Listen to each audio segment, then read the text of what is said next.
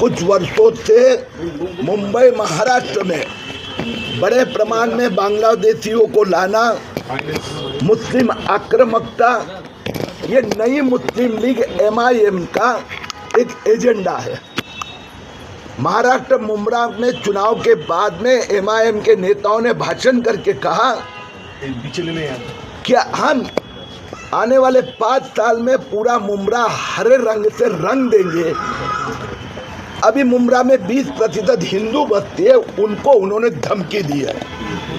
मानखुर्द 100% मुस्लिम हो गया, मालेगांव 100% मुस्लिम हो गया।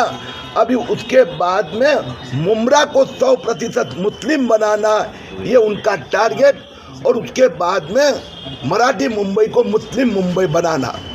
चुनाव के समय पर जब मैंने कहा था कि मुंबई आसपास हिंदू का प्रजनन दर फर्टिलिटी रेट 1.3 है, मुस्लिम का 2.6 है, यानी हिंदू 13 बच्चे पैदा होते हैं, उनके सामने 26 मुस्लिम बच्चे।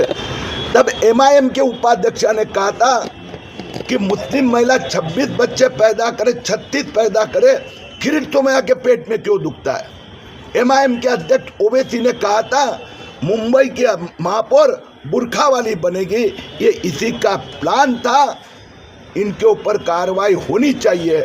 ऐसे मेरे सहकारी निरंजन डावकर है, यहाँ के हमारे अध्यक्ष भगत, हमने पुलिस से मांग की है। सर, जिस तरीके से आपको जो नोटिस दिखाई गई उसमें आपको मान्य नहीं था कि जिस तरीके से पुलिस ने जो बयान दर्ज किया है वो कहीं ना कहीं सही ढंग से नहीं किया गया था। कल मैंने पुलिस से बात की, उसके बाद में उन्होंने एक सो कॉल्ड एक्सप्लेनेशन MIM की ओर से दिया गया, जिसमें पहले पैराग्राफ में लिखा है हम तो हरे झाड़ लगा के हरे रंग से, और मैंने पुलिस को वीडियो दी वो भाषण की, उसमें स्पष्ट कहा है या अल्लाह इंशाअल्लाह हम मानकुट को पूरा हरा बना देंगे। मुंबई महाराष्ट्र में शिवाजी महाराज का भगवा झंडा ध्वज, वहाँ वो हिंदुओं को धमकी दे रही थी। उन्होंने कहा दूसरे पैराग्राफ में, अगर किसी की धार्मिक भावना को दुख पहुंचा होगा तो माफ़ी मांगेगा, हमें ये मंजूर नहीं है।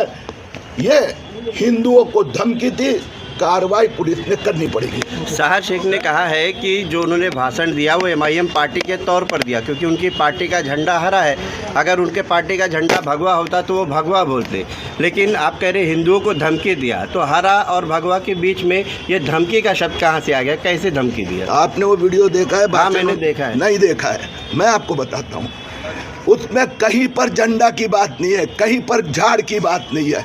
या अल्लाह इंशाअल्लाह हम मुंब्रा को हरा रंग से भर देंगे।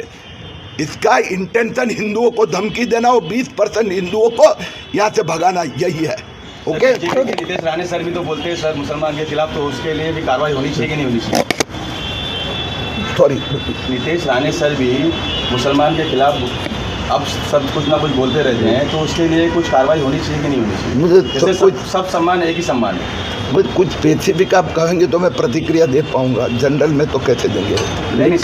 कलर को लेकर, हरे रंग को लेकर किसी को बांट देना, ये कहाँ तक संविधान में तो किसी को बांटा नहीं है ना। वो आपके साथ माफी मैंने उसको दे दिया है, उसने माफ़ी भी मांगी, हम देख लेंगे। नहीं, बोलने का मतलब सर ये है ना कि जैसे आपने कहा ना कि जो लेडीज एमएलए की जीती है यहाँ पे, उन्होंने ऐसा अब शब्द यूज़ किया है, तो अपने नितेश राणे सर भी जो मुसलमान के खिलाफ बोलते ही रहते, तो उनके खिलाफ भी कुछ कार्रवाई होनी चाहिए कि नहीं होनी चाहिए? यानी मेरे बोलने का मतलब सर यही है ना कि सब एक ही जैसे हैं, सबका खून लाली है सर।